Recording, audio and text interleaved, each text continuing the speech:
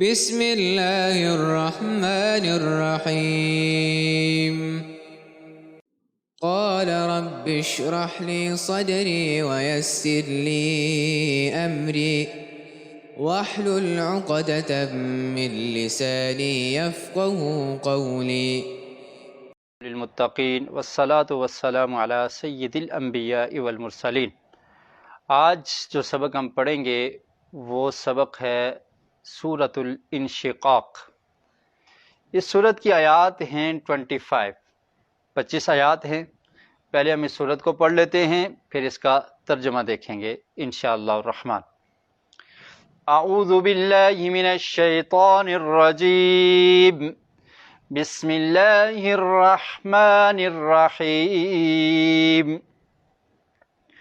اذا السماء انشقت وأذنت لربها وحقت وإذا الأرض مدت وألقت ما فيها وتخلت وأذنت لربها وحقت يا أيها الإنسان إنك كادح إلى ربك كدحا فملاقيه فأما من أوتي كتابه بيمينه فسوف يحاسب حسابا يسيرا وينقلب إلى أهله مسرورا وأما من أوتي كتابه وراء ظهره فسوف يدعو ثبورا ويصلى سعيرا إنه كان في أهله مسرورا إنه ظن أن لن يحور بلى إن ربه كان به بصيرا فلا أقسم بالشفق والليل وما وسق والقمر إذا اتسق لتركبن طبقا عن طبق فما لهم لا يؤمنون وإذا قرئ عليهم القرآن لا يسجدون بل الذين كفروا يكذبون والله أعلم بما يوعون فبشرهم بعذاب أليم إلا الذين آمنوا وعملوا الصالحات لهم أجر غير ممنون۔ جی اب اس کا ترجمہ دیکھیے۔ اذا السماء انشقت، جب آسمان پھٹ جائے گا۔ سما کہتے ہیں آسمان کو، یہ ہم اس سے پہلے بھی پڑھ چکے، اور اذا کا مطلب ہوتا ہے جب، تو پوری آیت کا مطلب ہوگا کہ جب آسمان پھٹ جائے گا۔ وَأَذِنَتْ لِرَبِّهَا، اور اپنے رب کے اذن کے ساتھ۔ اذن کا مطلب ہوتا ہے اجازت، تو یہاں پر مطلب یہ ہے کہ اپنے رب کے حکم کو مانتے ہوئے جب آسمان پھٹ جائے گا۔ تو قیامت سے قبل جب آسمان پھٹے گا تو اس کا ذکر اللہ رب العالمین نے قرآن مجید کی اس آیت میں کیا، اور اس کے علاوہ دیگر آیات میں بھی ہے۔ وَأَذِنَتْ لِرَبِّهَا، اور اپنے رب کے حکم سے، اپنے رب کے حکم کے لیے، وَحُقَّتْ، اور اس کے لائق بھی یہی ہے۔ حقیق بکذا عربی میں کہتے ہیں، یعنی آسمان چونکہ اللہ کی مخلوق ہے تو اللہ کے حکم کو مان کر اس نے پھٹ جانا ہے، اور اس کے لائق بھی یہی ہے کہ اللہ کے حکم کو مان لے اور تسلیم کر لے۔ آسمان کے پھٹنے کے بارے میں قرآن مجید میں اور آیات بھی ہیں، جیسا کہ سورۃ النبا میں اللہ رب العالمین نے ارشاد فرمایا وَفُتِحَتِ السَّمَاءُ فَكَانَتْ أَبْوَابًا، کہ آسمان کھل جائے گا اور اس کے دروازے ہوں گے، دروازے بن جائیں گے، اس میں آسمان کھل جائے گا۔ اور ایسے ہی سورۃ الفرقان میں ارشاد فرمایا وَيَوْمَ تَشَقَّقُ السَّمَاءُ بِالْغَمَامِ وَنُزِّلَ الْمَلَائِكَةُ تَنزِيلًا، اور اس دن یعنی قیامت کے دن کیا ہوگا؟ آسمان پھٹے گا بادل کے ساتھ، یعنی آسمان پھٹے گا اور اس میں بادل بھی ہوں گے، بادل کے ساتھ آسمان پھٹے گا، اور فرشتے نازل ہوں گے، نازل ہونا، تو فرشتے نازل ہوں گے اور آسمان پھٹ جائے گا۔ تو یہ قیامت کا منظر اللہ رب العالمین نے اس صورت میں بیان کیا کہ جب آسمان پھٹ جائے گا اپنے رب کے حکم سے، اور اس کے لائق بھی یہی ہے کہ وہ اللہ تعالیٰ کے حکم کی فرما برداری کرے، اللہ کے حکم کی نافرمانی وہ نہیں کر سکتا۔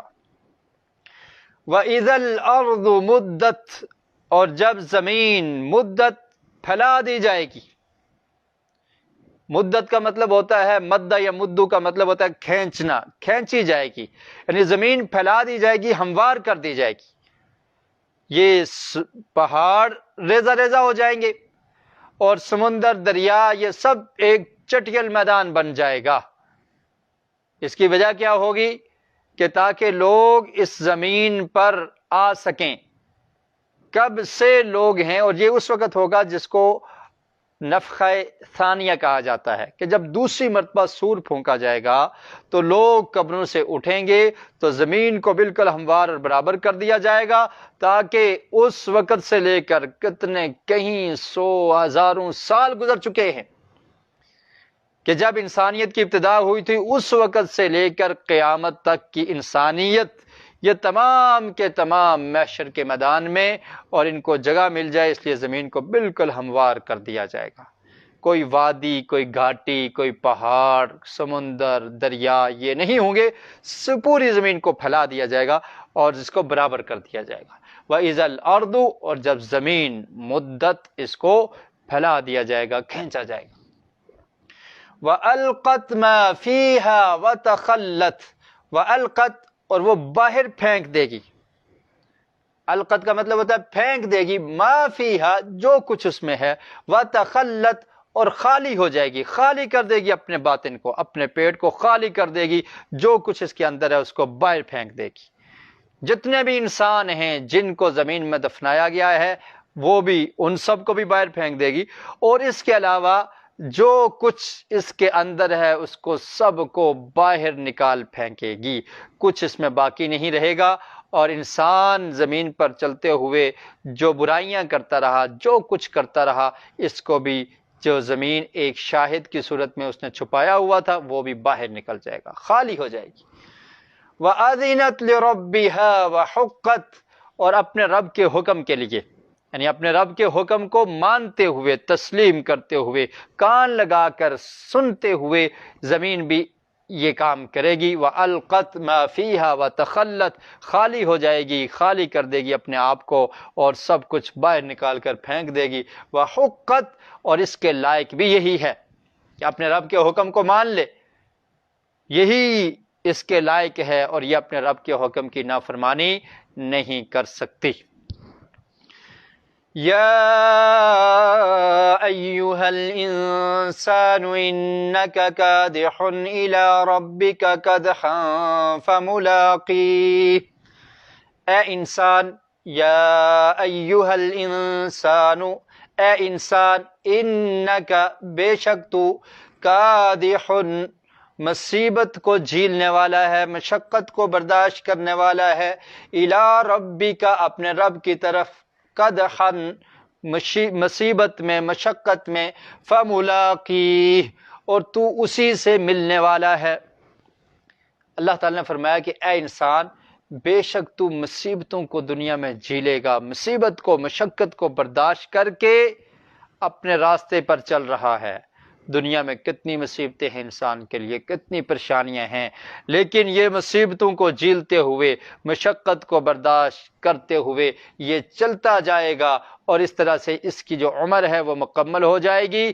فملاقیہ، اور ایک دن ایسا آئے گا کہ یہ اپنے رب سے ملاقات کرے گا۔ جتنی بھی مصیبتیں ہیں، جتنی بھی پریشانیاں ہیں، ان کو جھیلتے ہوئے اپنے رب سے ملاقات کرے گا۔ اس ملاقات کو انسان کو نہیں بھولنا چاہیے۔ اور پھر اس دن کیا ہوگا؟ اس دن پھر چونکہ ایسا دن ہوگا جس سے رزلٹ آؤٹ ہوں گے، نتیجے کا دن ہے، جس نے اچھے اعمال کیے ہوں گے اس کو بدلہ دیا جائے گا، اور جس کے اعمال برے ہوں گے، جو نافرمان ہوگا، جس نے اللہ کے فرامین کو، پیارے رسول صلی اللہ علیہ وسلم کی تعلیمات کو نہیں مانا ہوگا، انکار کر دیا ہوگا، پسے پشت ڈال دیا ہوگا، تو پھر سب برابر نہیں ہوں گے، بلکہ فرق ہوگا کہ کون ہے فرما بردار، کون ہے نافرمان۔ کچھ لوگوں کو ان کا رزلٹ کارڈ ان کے دائیں ہاتھ میں دے دیا جائے گا، ان کو نامہ اعمال ان کے دائیں ہاتھ میں پکڑا دیا جائے گا، اور کچھ لوگوں کو ان کا نامہ اعمال ان کے بائیں ہاتھ میں، ان کی پشتوں کے پیچھے سے دیا جائے گا۔ فَأَمَّا مَنْ أُوتِيَ كِتَابَهُ بِيَمِينِهِ، اور وہ شخص جسے دے دی گی، اوتیا عطا کر دے گی، دے دے گی، کتابہ اس کی کتاب، یعنی اس کا نامہ اعمال، اس کتاب میں جس میں اس کے اعمال کا تذکرہ ہے، جس کو فرشتوں نے تحریر کر رکھا ہے، وہ اس کی کتاب اس کے سامنے رکھی جائے گی، اس کو دی جائے گی، پکڑائی جائے گی، بیمینہ، اس کے دائیں ہاتھ میں۔ تو جس کو کتاب دے دی گی اس کے دائیں ہاتھ میں، فَسَوْفَ يُحَاسَبُ حِسَابًا يَسِيرًا، تو ان قریب اس سے حساب لیا جائے گا، آسان حساب، اس کا حساب آسان ہو گیا۔ وہ سمجھ لے کہ دائیں ہاتھ میں کتاب مل گئی، اب حساب کیا ہے، آسان ہے، مشکل نہیں ہے۔ اور یہ حساب قیامت کے دن سب لوگوں سے ہوگا، اور جس سے حساب لے لیا گیا، جس سے پوچھ لیا گیا، وہ ہلاک ہو گیا۔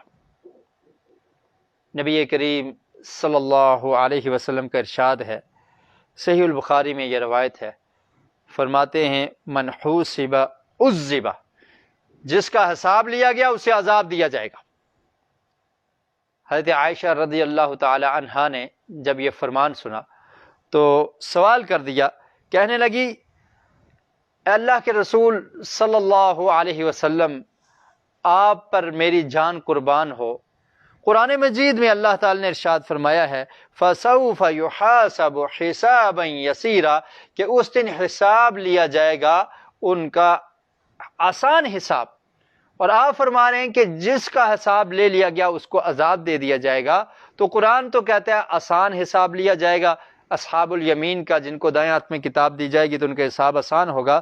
تو اللہ کے رسول صلی اللہ علیہ وسلم نے ارشاد فرمایا انما ذلک الارض ولکن من نوکش الحساب یہلک، فرمایا کہ یہ صرف اعمال کو پیش کرنا ہوگا، انما ذلک الارض، یہ صرف اعمال پیش کیے جائیں گے، لیکن جس سے مناقشہ کیا گیا، پوچھ لیا گیا، اس کو کریدا گیا کہ یہ عمل تو نے کیے تھے، یہ کیے تھے، اس وقت یہ کام کیا تھا، تو وہ تو ہلاک ہو گیا۔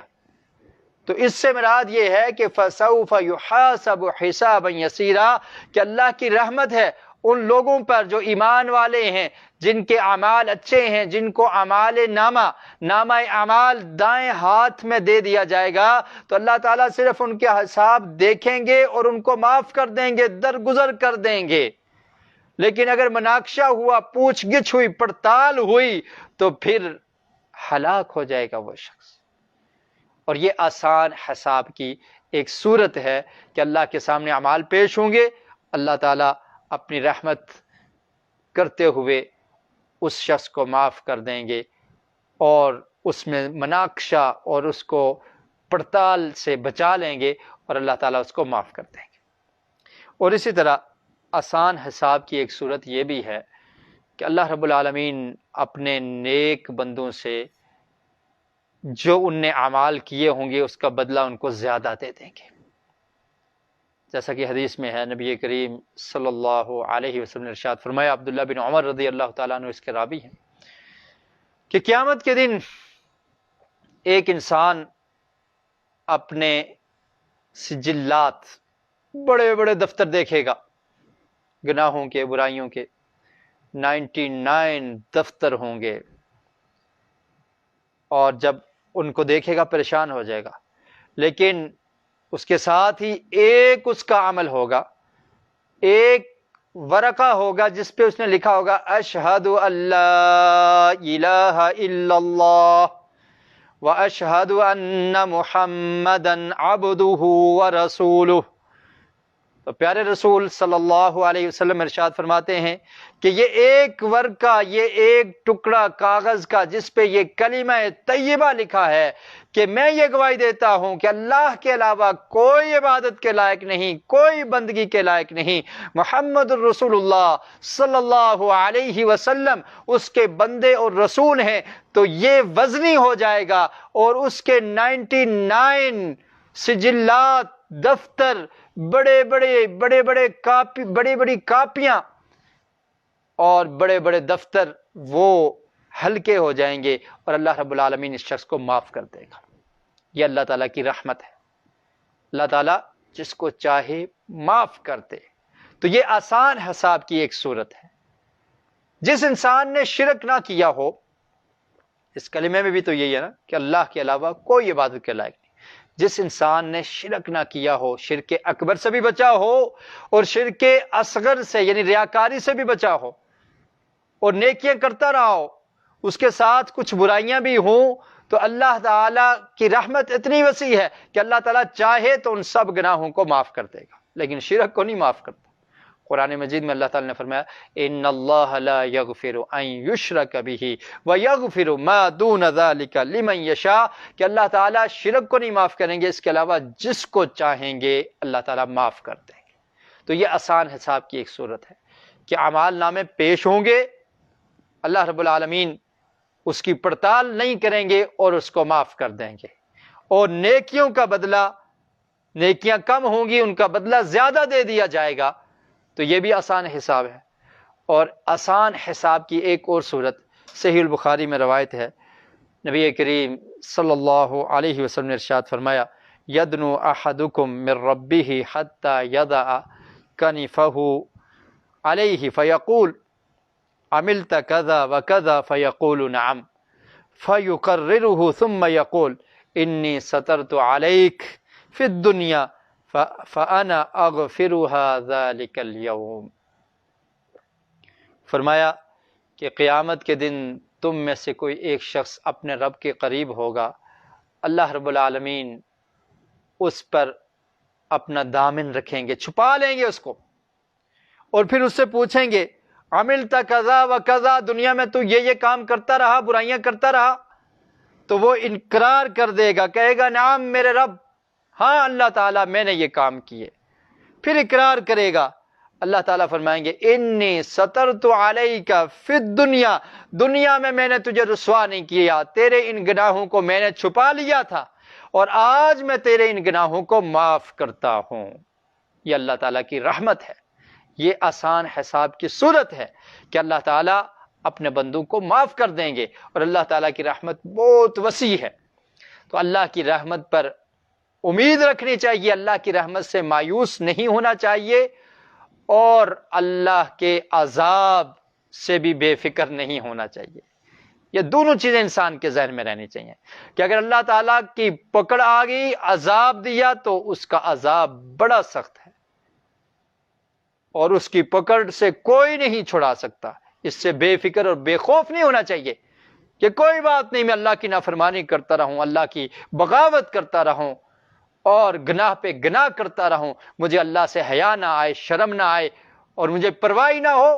اللہ کے عذاب کا خوف بھی ہونا چاہیے، بالکل بے خوفی اور بالکل اللہ کے عذاب کا ڈر دل سے ختم ہو جائے، ایسا بھی نہیں ہونا چاہیے. اور اگر گناہ زیادہ ہیں تو توبہ کر لی جائے، معافی مانگ لی جائے. اللہ کی رحمت سے مایوس بھی نہیں ہونا چاہیے. اللہ تعالیٰ معاف کرنے والا ہے، وہ غفور بھی ہے، وہ رحیم بھی ہے. تو یہ آسان حساب کی چند صورتیں احادیث سے ہم نے دیکھی. تو جب جس شخص کو اس کے دائیں ہاتھ میں کتاب دے دی جائے گی فَسَوْفَ يُحَاسَبُ حِسَابًا يَسِيرًا، اور عنقریب اس سے حساب لیا جائے گا، بڑا ہی آسان حساب. وَيَنْقَلِبُ إِلَىٰ أَهْلِهِ مَسْرُورًا، اور وہ لوٹے گا، پلٹے گا، واپس جائے گا إِلَىٰ أَهْلِهِ، اپنے گھر والوں کی طرف، مسرورا، خوشی کی حالت میں، سرور کے ساتھ، خوش ہوتے ہوئے، خوش ہونے والا ہوگا، خوشی کے ساتھ اپنے گھر والوں کی طرف لوٹے گا اور کہے گا کہ آج میں کامیاب ہو گیا، میری کتاب مجھے دائیں ہاتھ میں دے دی گئی ہے۔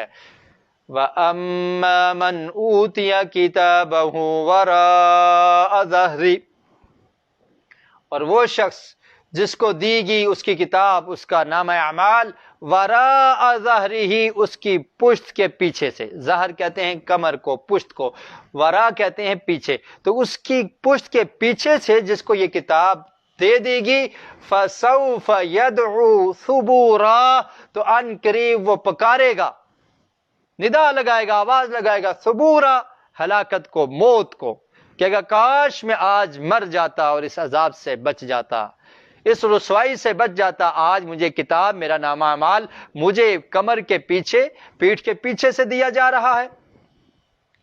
یہاں پر اللہ تعالی نے فرمایا کہ اس شخص کو اس کا نامہ اعمال اس کی پشت کے پیچھے دیا جائے گا۔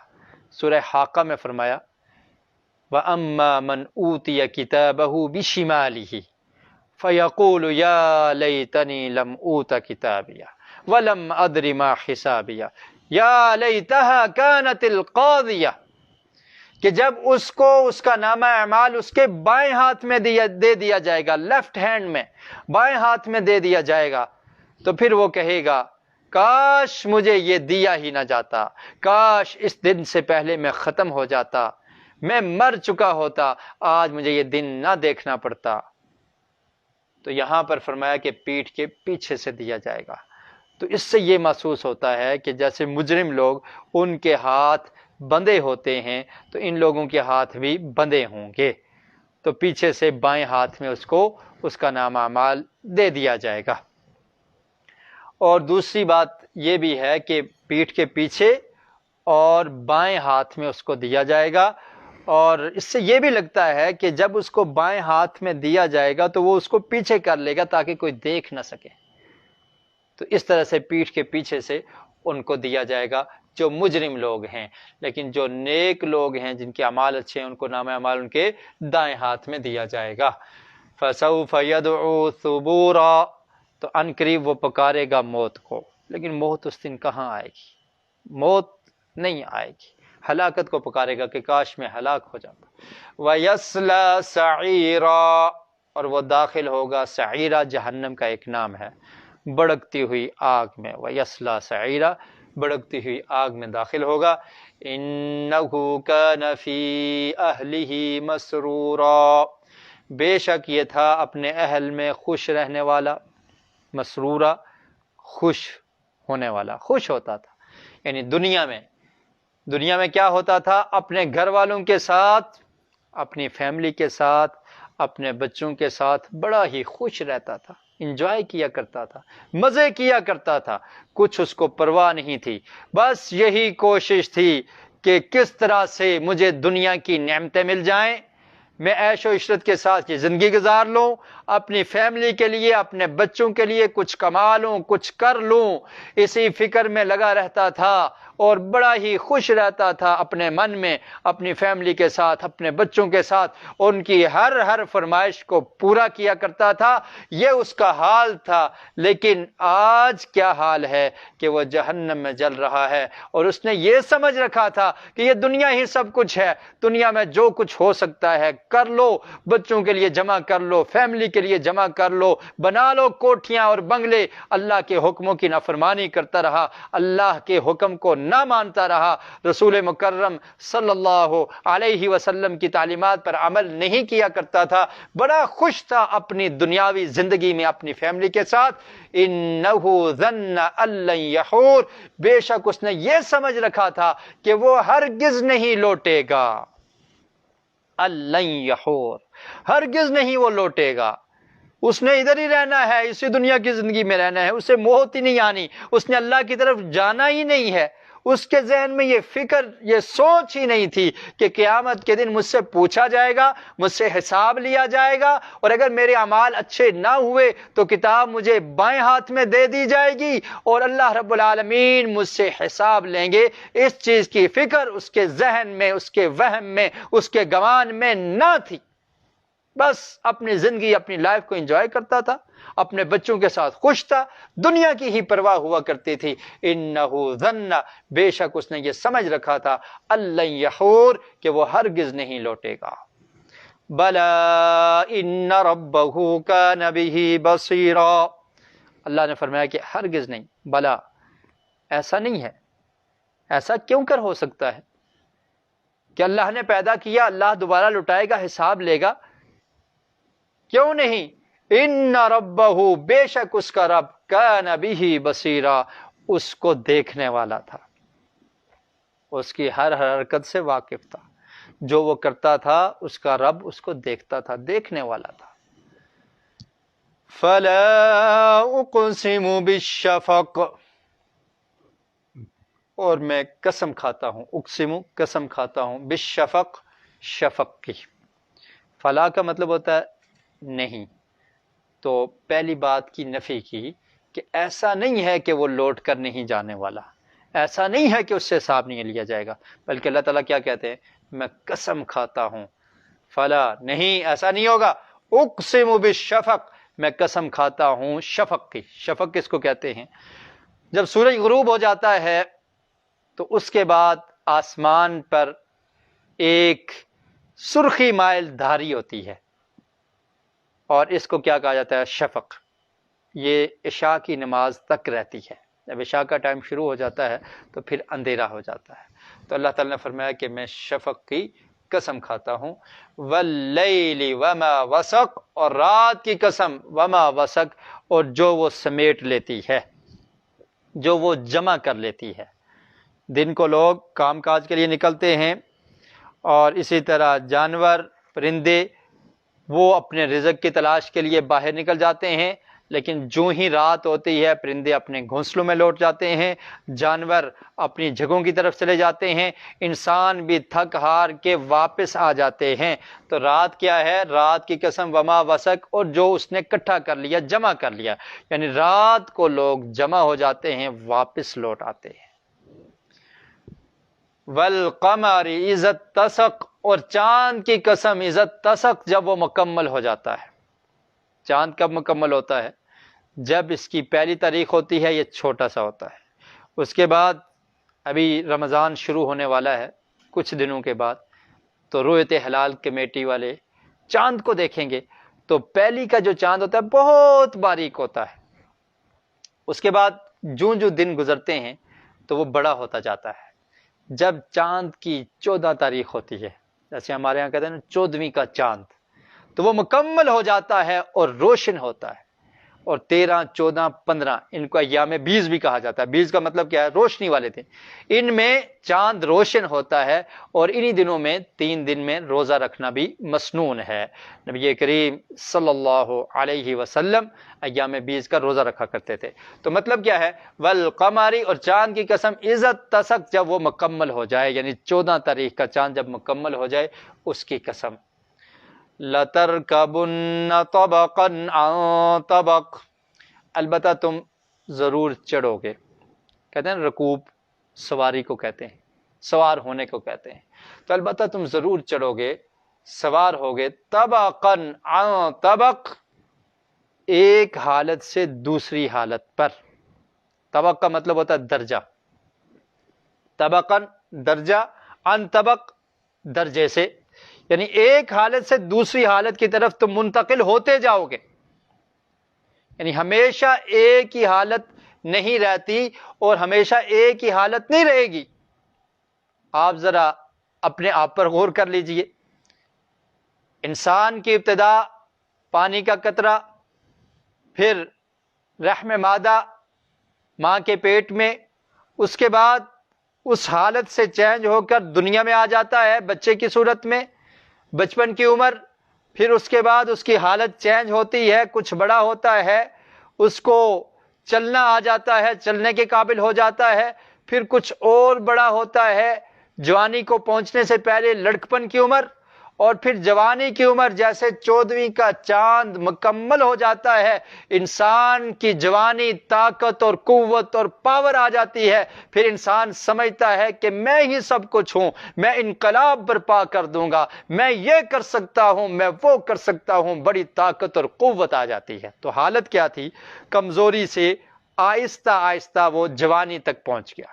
اب جوانی کے بعد پھر جوانی ڈل جاتی ہے، پھر بڑھاپے کی طرف، اور پھر کبھی کوئی بیماری، کبھی کوئی فقر، کبھی کوئی مصیبت، اور اس کے بعد پھر مزید کمزوری، اور کمزور ہوتے ہوتے بیماریوں نے جکڑ لیا، پھر موت تک پہنچ جاتا ہے۔ تو ایک حالت میں انسان نہیں رہتا، یہ حالات بدلتے رہتے ہیں، یہ چینجنگ ہوتی رہتی ہے۔ تو اللہ تعالی نے فرمایا لَتَرْكَبُنَّ طَبَقًا عَنْ طَبَقٍ، البتہ تم ضرور سواری کرو گے ایک درجے سے دوسرے درجے تک، ضرور تم منتقل ہو جاؤ گے ایک حال سے دوسرے حال پر۔ اور طبقاً عن طبق کا مطلب صحیح البخاری میں حدیث ہے، نبی کریم صلی اللہ علیہ وسلم نے اس کا معنی یہ کیا ہے حالاً عن حالٍ، کہ ایک حالت سے دوسری حالت کی طرف تم منتقل ہو گے۔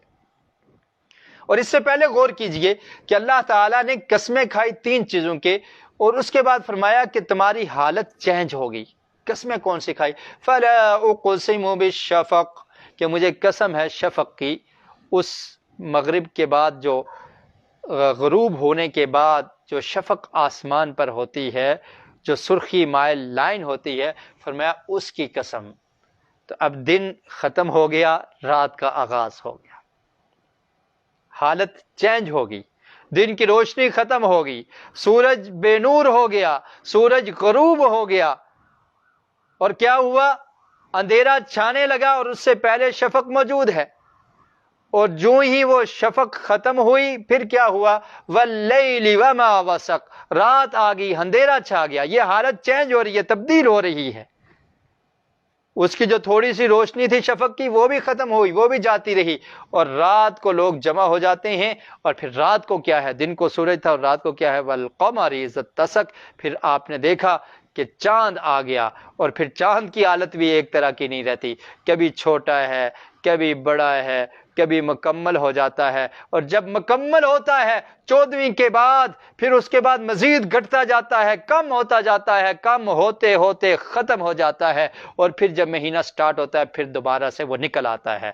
تو جس طرح حالات دیکھو، دنیا پہ غور و فکر اور تدبر کرو، جیسے ہمیشہ دن نہیں رہتا، سورج ہمیشہ نہیں رہتا، غروب ہو جاتا ہے، غروب ہونے کے بعد رات کا اندھیرا چھا جاتا ہے، اور پھر اندھیرا بھی ہمیشہ نہیں رہتا، اندھیرا بھی ختم ہونے والا ہے۔ رات کو چاند دیکھتے ہو، چاند کی حالت بھی تبدیل ہوتی رہتی ہے، کبھی چھوٹا ہے، کبھی بڑا ہے، کبھی مکمل ہوتا ہے، کبھی گھٹتا چلا جاتا ہے، اور اس طرح سے دنیا میں تمام کی تمام مخلوقات، اللہ رب العالمین نے یہ نظام بنایا ہے کہ وہ ایک حالت پر قائم نہیں ہے، ان میں چینجنگ اور تبدیلی ہوتی رہتی ہے۔ تو تم بھی ایک حال پر قائم نہیں رہ سکتے، بلکہ تمہارے اندر بھی یہ تبدیلیاں آئیں گی، اور یہ تبدیلی ہوتے ہوتے جب تمہاری موت آ جائے گی، موت کے بعد پھر تبدیلی آئے گی، برزخ کی زندگی، اور برزخ کے بعد پھر محشر میں تمہیں اٹھایا جائے گا، اور پھر قیامت برپا ہوگی۔ تمہاری پیدائش سے لے کر قیامت تک، اللہ کی ملاقات تک کتنی تبدیلیاں آئیں گی۔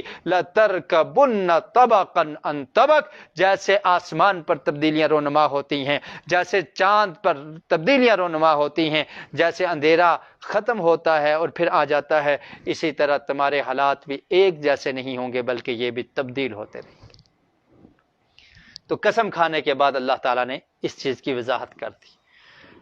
فَمَا لَهُمْ لَا يُؤْمِنُونَ، تو کیا ہے ان کے لیے؟ لا یؤمنون، وہ کیوں نہیں ایمان لاتے، کیوں نہیں قیامت پر ایمان رکھتے یہ کافر اور مشرک لوگ؟ کہ اللہ تعالیٰ نے کتنی تفصیل سے یہ بات بیان کر دی کہ ہمیشہ تم زندہ نہیں رہنے والے۔ پھر کیا ہو گیا ہے ان لوگوں کو جو یہ سمجھتے ہیں کہ موت آئے گی تو بس ختم، اس کے بعد کچھ نہیں ہے، اس کے بعد کوئی پوچھنے والا نہیں ہے، برزخ کی زندگی کا انکار کر دیتے ہیں، اس کے بعد دوبارہ اللہ رب العالمین جب زندہ کرے گا، پوچھے گا، حساب و کتاب ہوگا، اس کا یہ انکار کرتے ہیں۔ فما لهم لا یؤمنون، کیا ہو گیا ہے ان لوگوں کو؟ یہ غور و فکر نہیں کرتے، تدبر نہیں کرتے۔ آسمان کو دیکھ لیں، آسمان پر جو ستارے ہیں ان کو دیکھ لیں، چاند کو دیکھ لیں، رات کے اندھیرے کو دیکھ لیں، سب کچھ تبدیلی پر منحصر ہے، سب کچھ تبدیل ہوتا ہے۔ تو پھر انہیں کیا ہو گیا ہے کہ کیوں نہیں یہ اللہ پر ایمان لاتے، قیامت کے دن پر کیوں نہیں ایمان لاتے؟ وَإِذَا قُرِئَ عَلَيْهِمُ الْقُرْآنُ لَا يَسْجُدُونَ۔ ہم انشاءاللہ یہ ترجمہ مکمل کر کے پھر سجدہ کریں گے۔ وَإِذَا قُرِئَ عَلَيْهِمُ الْقُرْآنُ لَا يَسْجُدُونَ، یہاں پر سجدہ ہے، سجدہ کرنا مسنون ہے۔ نبی کریم صلی اللہ علیہ وسلم جب اس آیت کو پڑھتے، صحابہ اکرام سنتے تو سجدہ کیا کرتے تھے۔ تو انشاءاللہ ہم بھی ابھی سجدہ کر لیتے ہیں، پہلے سجدہ کر لیتے ہیں، پھر آگے ترجمہ پڑھ لیں گے، یا اس آیت کا ترجمہ پڑھ لیتے ہیں پھر سجدہ کرتے ہیں۔ وَإِذَا قُرِئَ عَلَيْهِمُ الْقُرْآنُ، اور جب پڑھا جاتا ہے، علیہم ان پر، القرآن قرآن، لا یسجدون وہ سجدہ نہیں کرتے۔ کیا ہو گیا کہ وہ ایمان نہیں لاتے، اور جب ان پر قرآن پڑھا جاتا ہے، وہ قرآن کو سمجھتے ہیں، تو اللہ رب العالمین کے حکم کو مانتے ہوئے اپنے ماتھے کو ٹیک کیوں نہیں دیتے، تسلیم کیوں نہیں کر لیتے، اور یہ مان کیوں نہیں لیتے کہ قیامت برپا ہونے والی ہے اور اللہ نے ہمیں عبادت کا حکم دیا ہے، ہمیں وہ کرنی ہے۔ تو کیا ہو گیا ان کو کہ ایمان نہیں لاتے، اور جب قرآن کو پڑھا جاتا ہے ان پر تو کیوں نہیں اس کو سمجھتے، سنتے اور اس پر عمل کرتے، اور کیوں نہیں سر تسلیم خم اس کو قبول کر لیتے؟ لا یسجدون، کیوں نہیں وہ سجدہ کرتے؟ تو اب سجدہ کر لیتے ہیں۔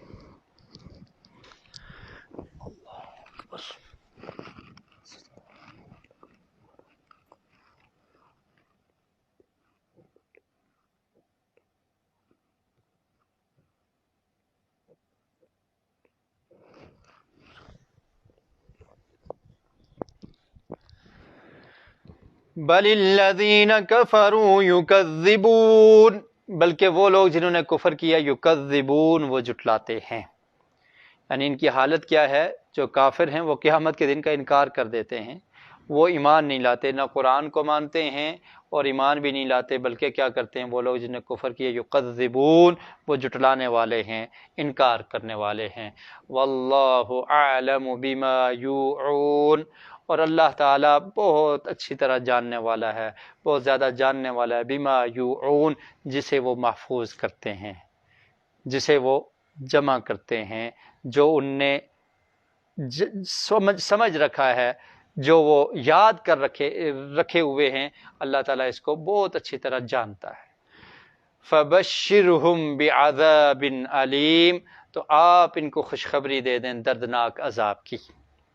تو اس میں مومنین کے لیے تسلی بھی تھی، نبی کریم صلی اللہ علیہ وسلم کو بھی تسلی دینا مقصود تھا کہ یہ لوگ نہیں مانتے قرآن کو، یہ نہیں رکھتے ایمان قیامت کے دن پر، تو پھر کیا ہے؟ اللہ رب العالمین ان کی حالت سے واقف ہے، اللہ تعالیٰ ان کو جانتا ہے، اور جو کچھ یہ اپنے اندر محفوظ کیے ہوئے ہیں، یاد کیے ہوئے ہیں، چھپائے ہوئے ہیں، اللہ تعالیٰ اس کو بھی جانتا ہے۔ آپ ان کو عذاب علیم کی، دردناک عظیم کی عذاب کی خوشخبری سنا دیں، ان کو بتا دیں کہ تم دردناک عذاب کا تو چار ہو جاؤ گے، تمہیں عذاب علیم پہنچے گا، تم اس کا شکار ہو جاؤ گے۔ اور پھر فرمایا کہ وہ لوگ جو ایمان لے آئے اور نیک اعمال کرتے رہے تو اللہ تعالیٰ نے ان کے لیے بغیر حساب کے بے حساب اجر تیار کر رکھا ہے۔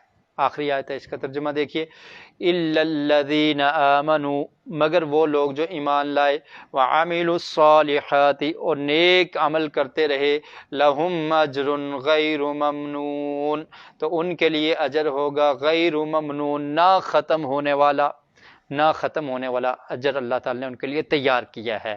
تو اس میں بھی مومنین کو تسلی تھی کہ تم لوگ ایمان لے آئے ہو تو ان کے لیے عذاب علیم ہے، لیکن جو لوگ مومن ہیں، نیک اعمال کرتے ہیں، تو اللہ رب العالمین ان کی محنت کو ضائع نہیں کرے گا، بلکہ ان کے لیے اللہ تعالیٰ نے نہ ختم ہونے والا اجر تیار کر رکھا ہے۔ اللہ رب العالمین ہمیں بھی انہی لوگوں میں شامل کر دے۔ اللہ تعالیٰ ہمیں قرآن مجید کو پڑھنے کی، اس کو سمجھنے کی، اس پر عمل کرنے کی اور اس کی نشر و اشاعت کرنے کی توفیق نصیب فرمائے۔ نیکسٹ ویک، اگلے ہفتے ایک نئی صورت کے ساتھ پھر حاضر ہوں گے۔ تب تک کے لیے اجازت دیجیے، اللہ حافظ۔ صدق اللہ العظیم۔